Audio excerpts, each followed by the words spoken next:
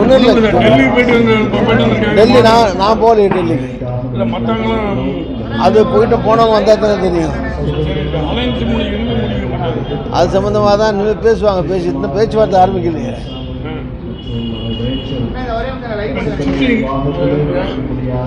அங்கே பொதுவாக இது தேர்தல் நேரம், பேச்சுவார்த்தை நடக்கிறதுக்காக இருக்கிற நேரம்.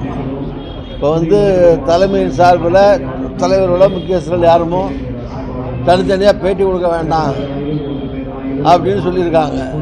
நேற்று கூட எங்கள் மாநில தலைவர்னு சொல்லியிருக்காரு. தேர்தல் நேரத்தில் கூட்டணி பேச்சுவார்த்தைக்கு முன்னால் ஆளுக்கு ஒரு அபிப்பிராயம் சொல்லிக்கிட்டு வர்றது நல்லதில்லை. அதனால் நான் எந்த பேட்டியும் கொடுக்க விரும்பலை. நீங்கள் எல்லாம் அங்கே இருக்கிறதுனால உங்களை பார்க்கறதுக்காக வந்தேன். கூட்டணி பற்றியெல்லாம் ஒன்றும் சொல்கிறதுக்கு இல்லை. என்ன கூட்டணி ஏற்கனவே திமுக காங்கிரஸ் கூட்டணி எம்எல்ஏல இருந்தது, எம்பியில் இருந்தது. இப்போ என் கூட்டணி தொடர்ந்துக்கிட்டு தான் இருக்குது.